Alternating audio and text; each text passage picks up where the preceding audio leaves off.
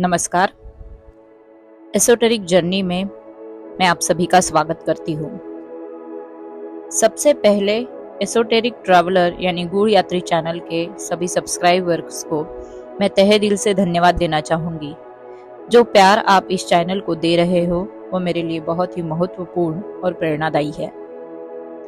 आध्यात्मिक साधना एक बहुत ही गंभीर विषय है जिसे समझ पाना बहुत कम लोगों के लिए पॉसिबल है। अगर हर कोई आध्यात्मिक जीवन को प्राथमिकता दे तो ये दुनिया मानो एक स्वर्ग ही बन जाएगी और हर कोई हार्मोनियस जीवन जी सकेगा।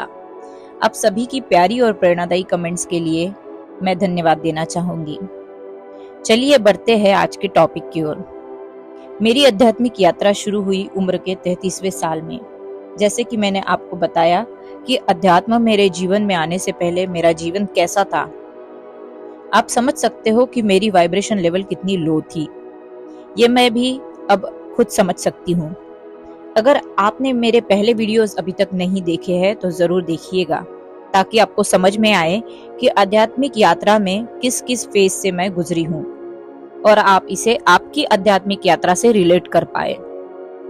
देखिए, अब जब मैं सोचती हूँ तो मुझे लगता है कि उम्र के 33वें साल तक मैंने जितनी भी जिंदगी जी है वो जैसे कि मैंने टाइम वेस्ट कर दिया है, क्योंकि मैं एक ऐसे 3 डायमेंशन में जी रही थी जिसमें हम केवल एक पशु की तरह ही जीते हैं, या कहो पशुओं से भी बदतर जीवन है एक मनुष्य का जब तक वो अध्यात्म से ना जुड़े।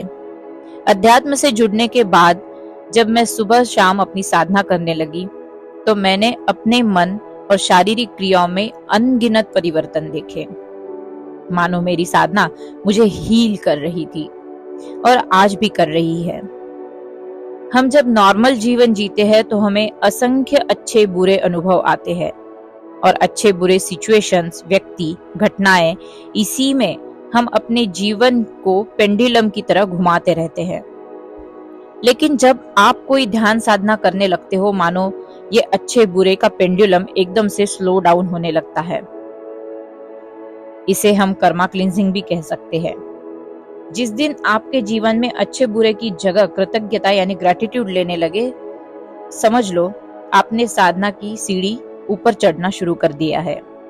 ज्यादातर साधना करने वाले लोगों को यही पता नहीं होता है कि साधना में आने वाले लोगों को ग्रेटिट्यूड या मंगल मैत्री देना क्यों सिखाया जाता है।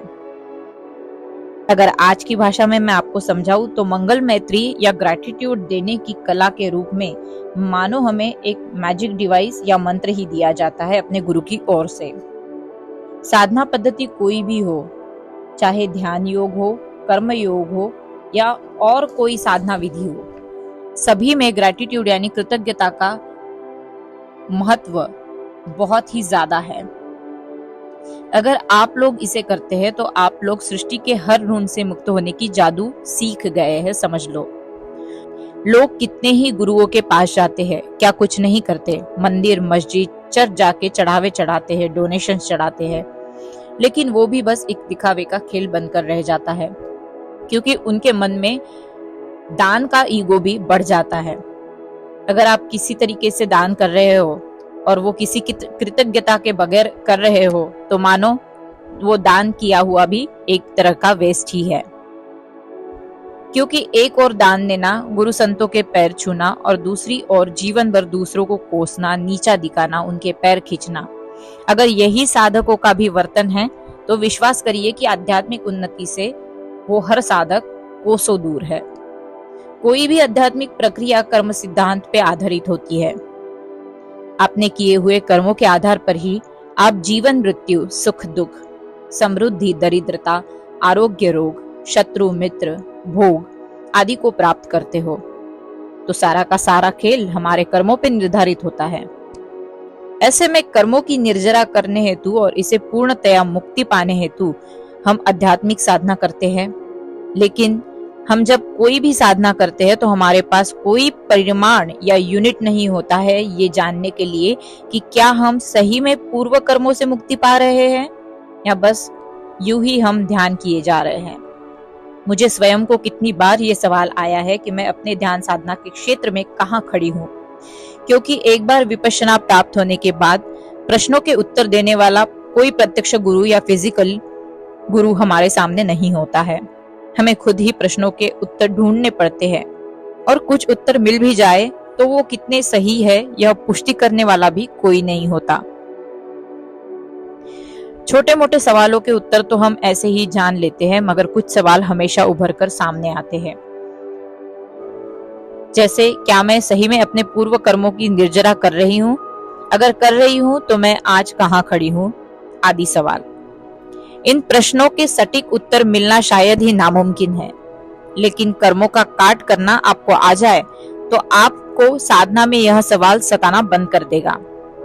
और अगर मैं आपको ये बताऊं कि ये कृतज्ञता मेडिटेशन या फिर जो मंगल मैत्री मेडिटेशन है, यही है असलियत में कर्मों का काट, तो आप क्या समझेंगे? जी हाँ, ये समझ में आने में मुझे थोड़ा समय लगा कि ग्रैटिट्यूड मेडिटेशन यानी कृतज्ञता व्यक्त करना या मंगल मैत्री की साधना करना कितना पावरफुल है। भले ही हम विपश्यना ध्यान में पक्के हो या ना पक्के हो, लेकिन आप साधना में मंगल मैत्री की साधना गुरुजी ने बताए मार्ग से करते हो तो ये सबसे आसान तरीका है कि आपके इंस्टेंट किए कर्मों का ऋण चुकता करने का। क्योंकि जब भी हम मंगल मैत्री देते हैं तो हम बस हमारे गुरुजनों को ही नहीं देते, बल्कि हमारे पूर्वज यानी एंसेस्टर्स, पूर्व जन्म से लेकर आए सभी माता पिता, बंधु भगिनी, सर्वदृश्यादृश्य जीव जो हमें किसी ना किसी तरीके से मदद करते आ रहे हैं, पंच तत्वों को भी हम मैत्री देते हैं। इसी तरह हमसे संबंधित जन समुदाय को भी हम मैत्री देते हैं, धम्म को मैत्री देते हैं, संघ को मैत्री देते हैं, और हर उस विपश्ची साधक को मैत्री देते हैं जो साधना के मार्ग पर सत्यता से चल रहा है। एक प्रकार से हम इन सब को मंगल मैत्री देकर अपने जीव उत्पत्ति में दिए गए योगदान के लिए ही कृतज्ञता व्यक्त करते हैं, जिससे इन सभी को मंगल मैत्री की सद्भावना शीतल तरंगे मिलती है, जो इन सभी के उत्थान के लिए भी सहायक होती है।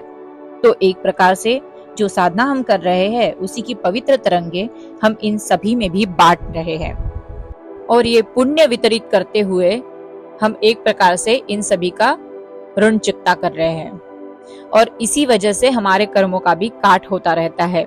तो भले ही आप साधना में नए हो, लेकिन अगर आप ग्रैटिट्यूड मेडिटेशन या मंगल मैत्री की साधना करते हो तो आपको ज्यादा चिंता करने की आवश्यकता नहीं है।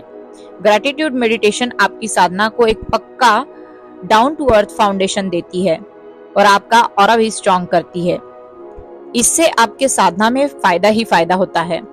तो अगर आपको ये सवाल है कि ग्रैटिट्यूड कैसे देना है, किसे देना है, तो यहाँ पर मैं आपको इसे डिटेल में बताना चाहूंगी। आप जो भी साधना करते हो, जैसे आप कोई भी साधना करते हो, मानो वो ध्यान मार्ग की हो या भक्ति मार्ग की हो या कर्म योग हो या कोई भी साधना जो आप करते हो, उसे खत्म होने के बाद आपको शांति से वही बैठना है अपने आसन पर, और सबसे पहले आपके गुरु जिन्होंने आपको आध्यात्मिक साधना में दीक्षित किया है उन्हें धन्यवाद दे। फिर उस साधना परंपरा के सभी ज्येष्ठ गुरुओं को भी आप धन्यवाद दें। उन्हें बताएं कि उनकी कृपा स्नेह की वजह से आपको साधना करने का मौका मिला है, और धन्यवाद देते जाए। इसके बाद जो आपके इस जन्म के माता पिता है जिन्होंने आपको ये जीवन दिया है, उसके लिए उन्हें धन्यवाद दे। साथ ही आपके पूर्व जन्म के माता पिता और जिन भी योनियों से आपने जन्म लिया हुआ है उन सभी माताओं का भी धन्यवाद करें। इसके बाद आपके एंसेस्टर्स यानी आपके पूर्वज जो आपको जीवन में गाइड कर रहे हैं और आपको सुरक्षा प्रदान कर रहे हैं, उन्हें भी धन्यवाद दे। इसके अलावा जिन 5 तत्वों से ये ब्रह्मांड बना है, यानी अग्नि, जल, वायु, आकाश, पृथ्वी, इन्हें भी धन्यवाद दे। पंच तत्व एक मृत चेतना है, यानी डेड कॉन्शियसनेस है, जिसके मिलाप से ही सजीव चेतना की उत्पत्ति हुई है। इसीलिए पंच तत्वों के प्रति भी हमें कृतज्ञता व्यक्त करना अनिवार्य है। उसके बाद जल, वायु, आकाश, ब्रह्मांड के सभी जीव जो दृश्य है और अदृश्य है, इन्हें भी धन्यवाद दे, क्योंकि आपको पता नहीं कौन आपकी किस तरह सहायता कर रहा है, कौन आपको प्रोटेक्ट कर रहा है, कौन आपको गाइड कर रहा है, कौन आपको बचा रहा है। फिर आपके सराउंडिंग में जो भी वृक्ष, पशु, पक्षी, कीट, कीटक है, उन्हें धन्यवाद दे। आपके जीवन के महत्वपूर्ण व्यक्ति जैसे आपके भाई बहन, आपका मित्र परिवार, जो भी निकटतम व्यक्ति है, उनके नाम लेकर धन्यवाद दे, चाहे वो आपके बच्चे ही क्यों ना हो। सबके नाम का उच्चारण करने के बाद आप आपके घर के लिए अन्न, वाहन, शुद्ध पानी जो आप पीते हैं, जो धान आपके घर में उपलब्ध है, जो लग्जरी आप जी रहे हैं, उन सभी के लिए धन्यवाद दे। आपका बिजनेस है तो उसके लिए भी धन्यवाद दे। आपको कोई उपलब्धि हुई है तो उसके लिए भी धन्यवाद दे। साथ ही अगर आपकी सुख समृद्धि, उत्तम स्वास्थ्य के लिए भी धन्यवाद दे। इसी के साथ आपको और प्रियजनों को सुरक्षा यूनिवर्स द्वारा दी जा रही है, उसके लिए भी कृतज्ञता व्यक्त करें। यह सब होने के बाद अंत में आपको जिन्होंने दुख पहुंचाया है उन्हें माफ करते हुए अनुभव के लिए उन्हें भी धन्यवाद दे, और जिनको आपकी वजह से दुख पहुंचा है उनसे माफी मांगकर मनोमन उन्हें भी धन्यवाद करें। अंत में आप स्वयं का नाम लेकर खुद को धन्यवाद दे, ताकि आपके शरीर और चित्त के कारण ही आप साधना के स्तर पे पहुंचे हैं और कामयाब हुए हैं। इसके लिए स्वयं को धन्यवाद दे। इसी तरह के क्रम से मंगल मैत्री की साधना भी की जाती है। दूसरों के मंगल मैत्री की कामना करना और उन्हें धन्यवाद देना आपके लिए आध्यात्मिक जगत के दरवाजे मैजिकल तरीके से खोल देता है। आपको विश्वास नहीं होगा इतने ब्लेसिंग्स आपके ऊपर बरसेंगे। इसमें लालच की अगर बात छोड़ दे तो मंगल मैत्री या ग्रैटिट्यूड देना आपको दुष्कर्मों की दाहकता से भी बचाता है और हर वक्त आपकी सहायता करता है। मानो आपको संपूर्ण सृष्टि ही हर स्थिति में सहायता करने के लिए दौड़ पड़ती है।